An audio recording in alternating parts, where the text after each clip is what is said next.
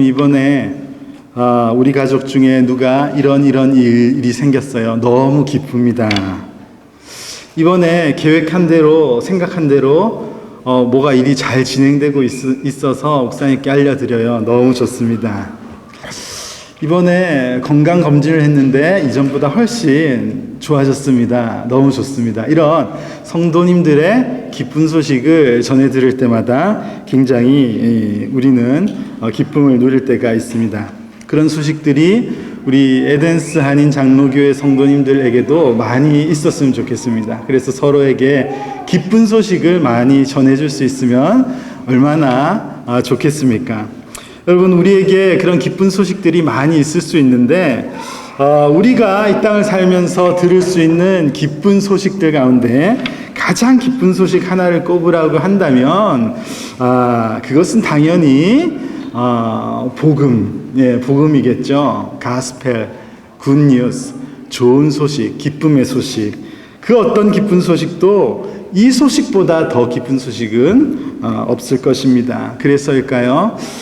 성도님들의 어떤 기쁜 소식보다도 어떤 성도님들이 오셔서 이전에 내가 믿어지지 않았는데 이런 믿음이 생겼어요. 그런 고백이라든지 나도 이제 예수님을 믿게 되었습니다. 예수님을 영접하게 되었습니다. 하나님의 말씀이 믿어지기 시작했어요.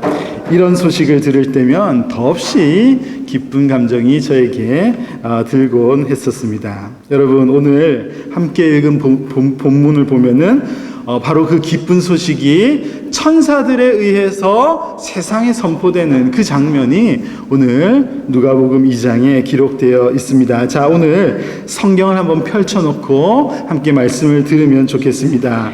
10절을 보니까 천사가 이렇게 말씀하고 있어요. 천사가 이르되 무서워하지 말라.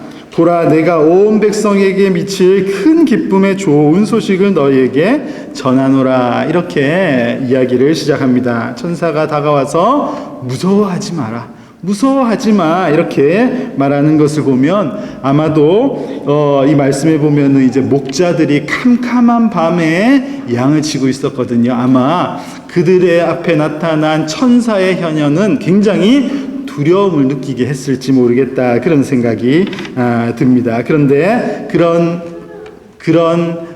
목자들을 향해서 천사는 두려워하지 마라, 무서워하지 마라. 지금은 굉장히 기쁜 소식, 너무 행복한 소식, 이 땅에서 들을 수 있는 가장 기쁜 소식이 선포될 것인데 무서워하지 마, 두려워하지 마, 그렇게 이야기하는 것이죠. 복음은 맞습니다. 무서워할 소식이 아닙니다. 복음은 기쁜 소식이고 행복한 소식입니다. 오늘 말씀에서도 큰 기쁨을 주는 좋은 소식이다, 그렇게 표현하고 있거든요. 큰 기쁨을 주는 좋은 소식, 이것이 바로 복음이라는 것을 우리는 알 수가 있습니다. 자, 그 큰 기쁨의 좋은 소식을 11절을 보니까 이렇게 설명하고 있습니다.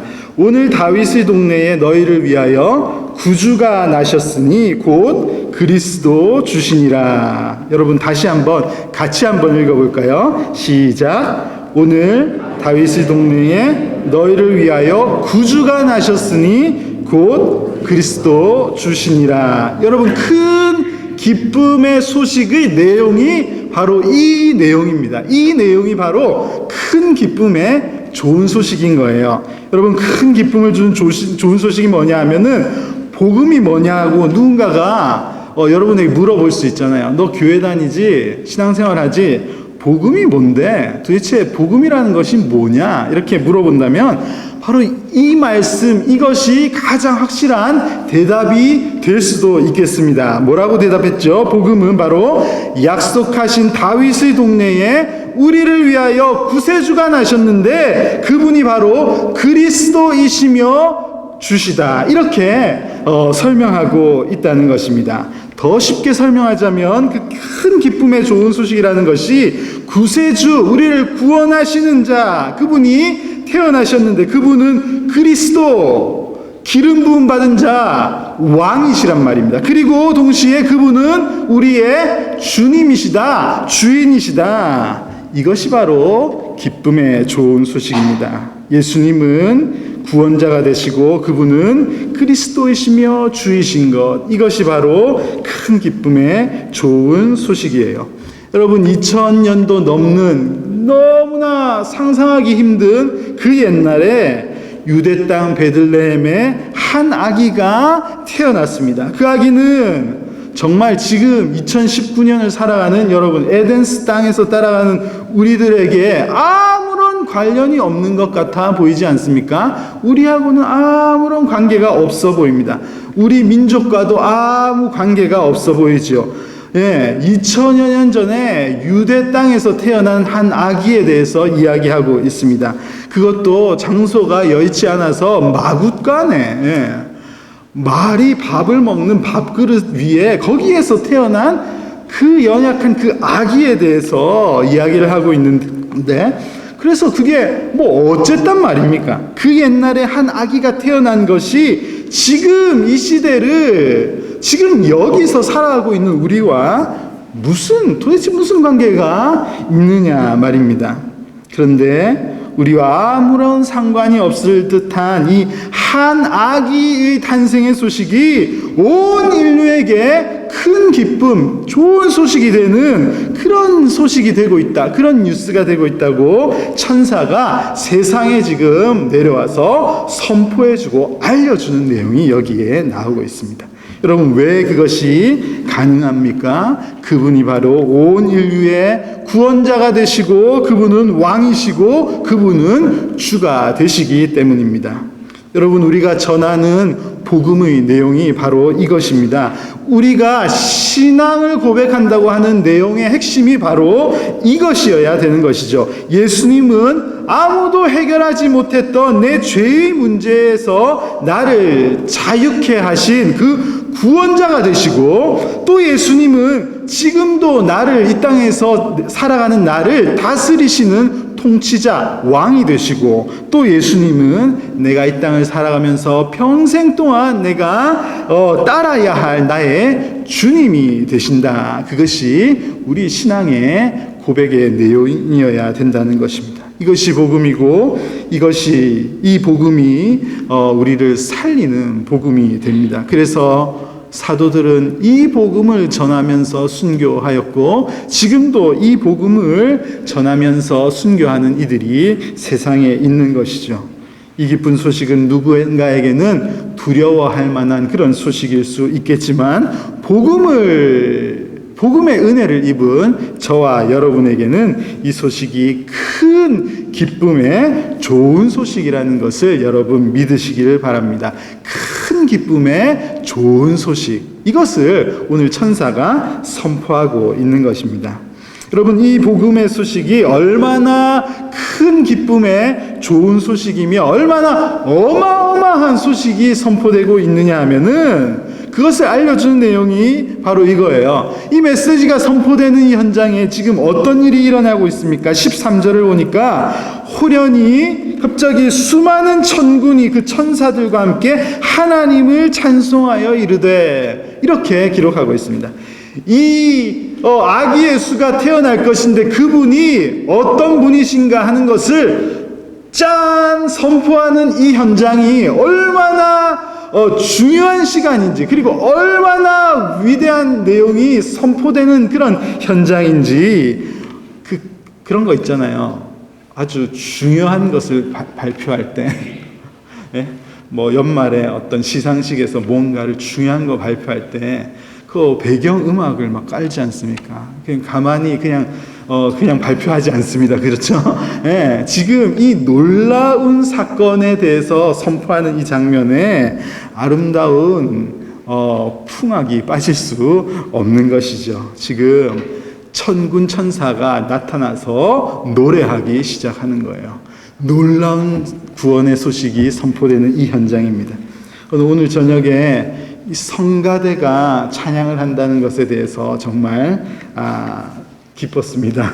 기뻤습니다.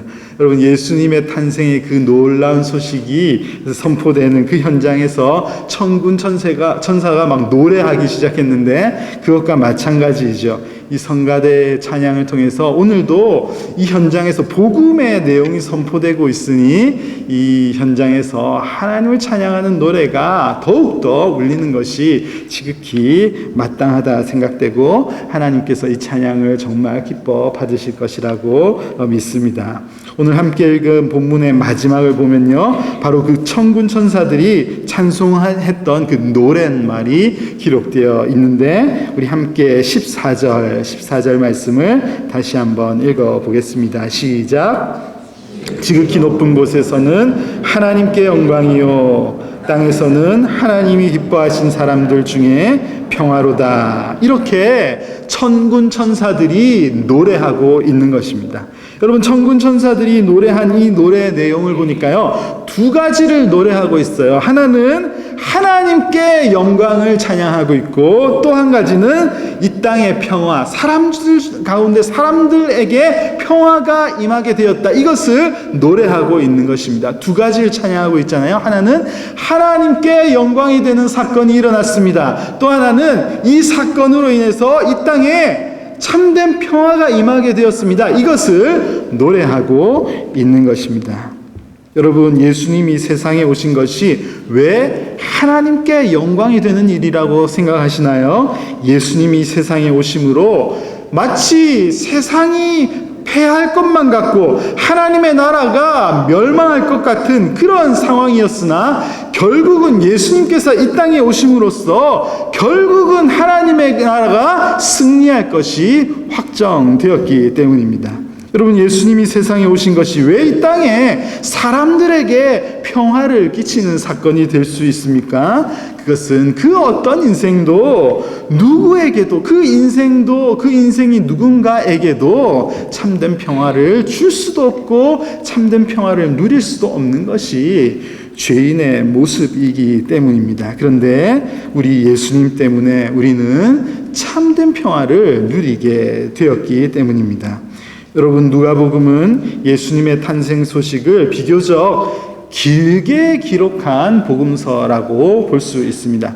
다른 복음서에 비해서 누가복음은 굉장히 길게 이 사건을 세밀하게 기록하고 있습니다. 특히나 예수님께서 세상에 오시는 그 현장, 그 이전의 그 땅의 모습이 어떠했는지에 대해서도 누가복음은 잘 기록하고 있습니다. 예수님이 태어나시기 전에 그 길을 예비하기 위해서 먼저 난 세례 요한의 탄생 소식부터 자세하게 아주 기록하고 있습니다. 그런데 그 내용들을 읽어보면요, 이 복음서를 기록한 누가가 당시의 그 시대 상황이 어떠한지에 대해서 누가는 좀 표현하고 싶지 않았던가 그런 생각이 듭니다. 세례 요한의 출생을 이야기할 때에도 유대왕 헤롯 때를 언급하면서 세례 요한의 부친인 제사장 사가랴와 어머니 엘리사벳이 어떤 신실한 하나님의 일꾼들이었는지에 대해서 잘 묘사하는 내용이 기록되어 있고요. 예수님의 탄생을 소식을 기록한 2장에서도 당시에 가이사가 어떤 영을 내려서 사람들이 다 후적을 하러 가게 되는 그런 배경들을 아주 자세하게 기록한 것이 누가복음입니다. 여러분, 누가는요, 이 모든 배경을 기록하면서 하나님께 영광을 돌리지 못했던 현실, 그리고 참된 평화가 그 땅에 없었던 현실을 좀 그때의 상황을 묘사하고 싶었던 것이 아닌가 그런 생각을 할 수 있습니다. 힘과 권세가 세상을 지배하고 종교라고 하나님을 믿는 어떤 종교 지도자들이 그 땅에 분명히 존재하고 있지만 그러나 이미 타락해버렸던 그런 모습들, 그런 상황을 묘사하면서 하나님께 영광을 돌릴 수 없고 이 땅의 사람들은 평화를 누릴 수도 없었던 그런 형편이었다는 것을 잘 묘사하고 싶었던 것 같습니다. 바로 그런 세상에 큰 기쁨의 좋은 소식이 임했다, 그것을 이야기하는 것이 누가의 목적인 것 같습니다. 바로 예수 그리스도의 탄생입니다. 예수님께서 탄생하심으로써 하나님께 영광이 되고 이 땅에 참된 평화가 임하는 일이 가능하게 되었다는 것이죠. 그의 탄생으로 인해서 하나님께 영광을 도무지 돌릴 수 없는 저와 여러분이 하나님께 영광을 돌릴 수 있는 그런 존재가 되게 된 것입니다. 이 땅에서 아무리 발악하고 아무리 우리가 좋은 것을 누려도 참된 평화를 누릴 수 없을 수밖에 없는 그런 인생이었지만, 참된 평화를 누릴 수 있는, 죄의 문제가 사해짐으로써 참된 평화를 누릴 수 있는 그런 길이 열리게 된 것입니다. 여러분, 온 백성에게 미칠 큰 기쁨의 소식, 그 놀라운 소식의 본체이신 예수님은 그때 태어나셔서 지금은 계시지 않는 분, 그런 분이 아니시죠. 그 예수님은 지금도 우리와 함께 계십니다. 여러분, 그 주님이 우리와 함께 계심을 믿으십니까? 예, 믿습니다. 임마누엘 주님께서 우리와 영원토록 세상 끝날까지 함께 하겠다, 그렇게 약속하셨습니다. 그렇게 약속하셨으니 저와 여러분이 오늘도 함께 모여서 교회를 이루고 있고, 우리의 이런 모습을 통해서 하나님께 영광을 올려드릴 수 있고 우리 안에 참된 평화를 누릴 수 있게 된 것입니다. 여러분, 우리는 원래 참된 평화를 누릴 수도 없고, 우리는 아무리 좋은 것으로 하나님께 바치려 해도 하나님께 영광을 돌릴 수 없는 그런 존재였지요. 예수님께서 세상에 오심으로써 우리는 하나님께 영광을 돌릴 수 있는 예배자가 될 수 있게 되었고, 우리는 참된 평화를 누릴 수 있는 그런 평화의 사람들이 될 수 있게 된 것입니다. 사랑하는 성도 여러분, 오늘 이 기쁜 소식은 한밤중에 양떼를 지키던 자들에게 전해졌다는 것이 오늘 본문에 기록되어 있습니다.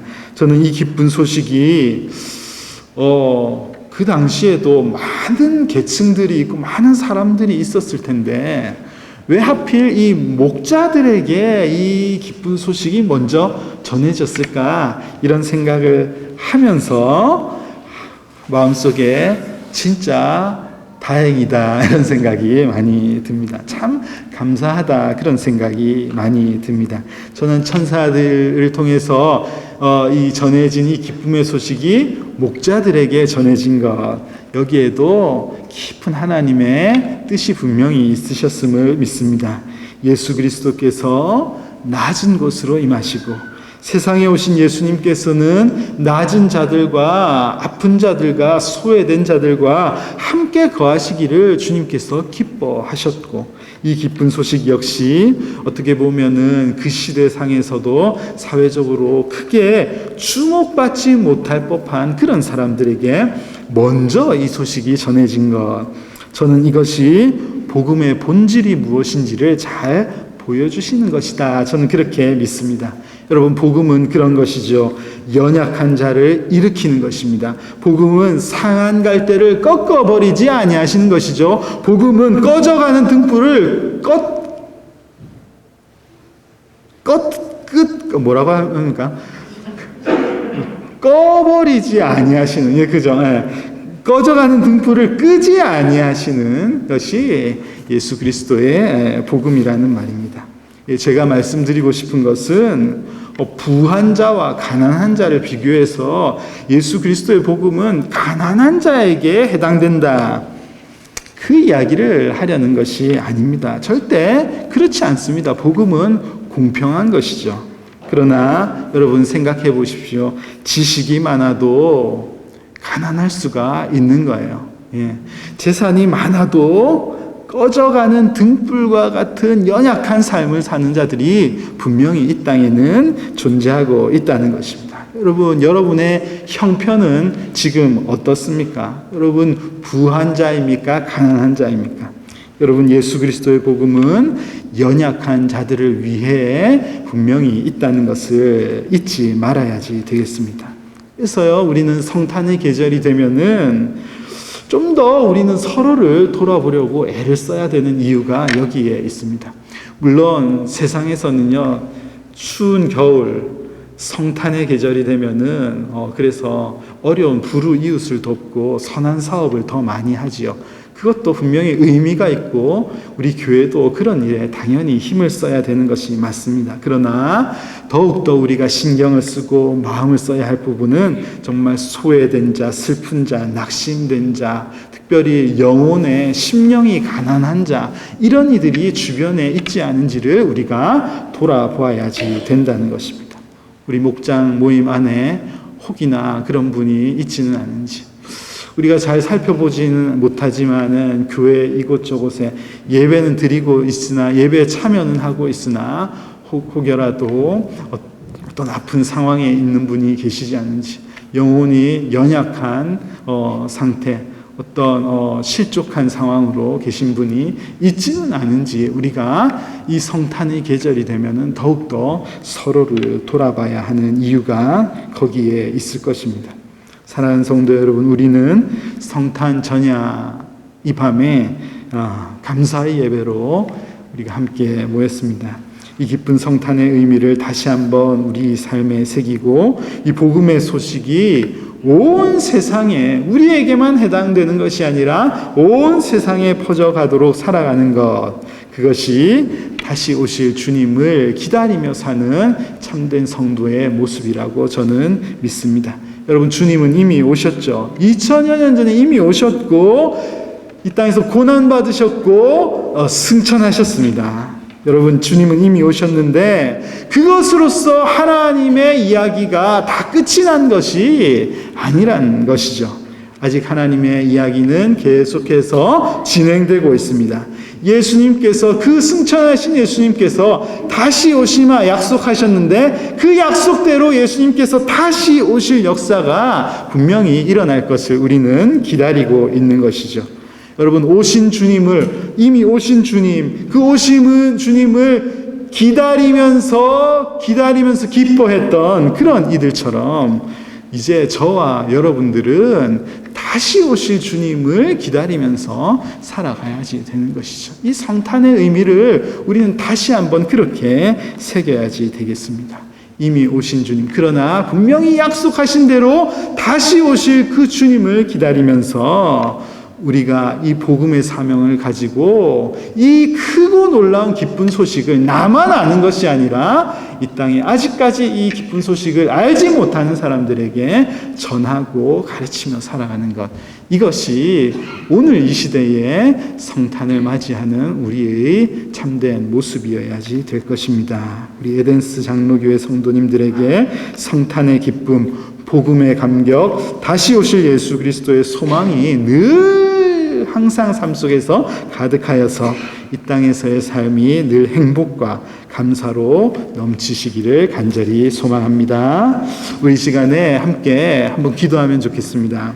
이 시간에 성탄 전야 예배를 통해서 또 깨닫게 하시고 우리 마음에 주신 이 은혜를 기억하면서 우리 함께한 목소리를 한번 기도하면 좋겠는데요. 먼저 우리 안에 감사의 기도가 있어야지 되겠습니다.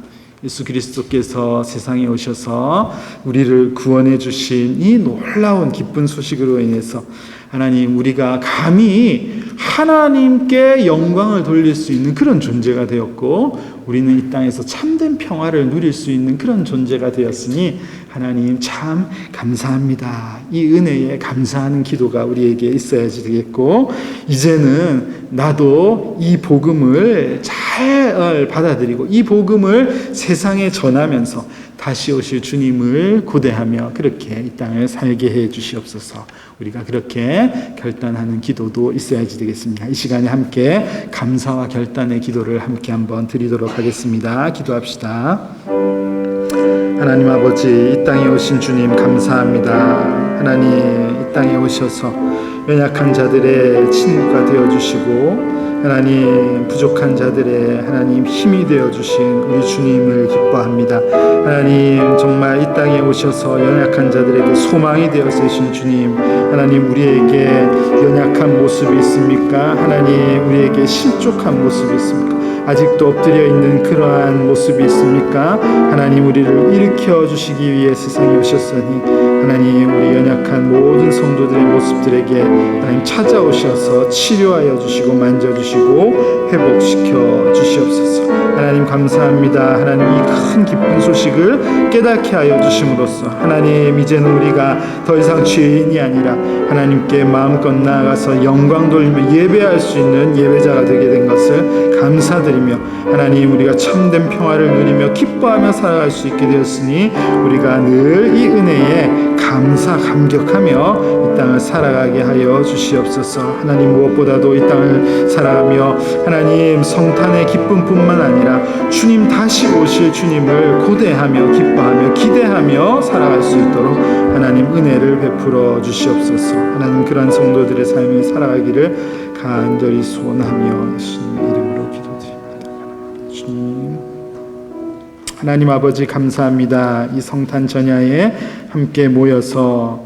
주님께서 이 땅에 어떻게 오셨는지에 대한 말씀을 다시 한번 상고하며 말씀을 나누게 하심 감사합니다. 하나님, 우리의 삶 가운데 주님 오심의 기쁨이 넘치게 하여 주시옵소서. 무엇보다도 주님이 오셔서 우리는 도무지 예배하며 하나님께 영광 돌릴 수 없었던 자들이었는데 하나님께 영광을 돌리며 마음껏 예배할 수 있게 된 것 감사드리고, 또 참된 평화가 없는 그런 억눌린 삶을 살 수밖에 없었던 죄인들인데 예수 그리스도께서 이 땅에 오심으로써 참된 평화를 누리게 하셨음에 참 감사드리며 살아갈 수 있는 우리 모두가 되게 하여 주시옵소서. 그러나 우리가 그 감사가 그냥 감사로 끝나는 것이 아니라 다시 오실 주님을 기대하고 고대하면서 이 복음에 합당한 삶을 살아감으로써 세상에 아직까지 복음을 알지 못하는 이 기쁜 소식을 아직까지 듣지 못한 자들을 향해서 복음을 전하며 복음을 표현하며 그렇게 살아가는 증거자의 삶을 살아갈 수 있도록 하나님 은혜를 베풀어 주시옵소서. 하나님, 여러 가지 형편 속에서도 오늘 이 시간을 기억하고 이 자리에 모인 모든 성도들에게 하나님께서 예비하신 크신 은혜를 우리에게 마음껏 부어주시기를 간절히 소원하오며 예수님의 이름으로 기도드립니다. 아멘.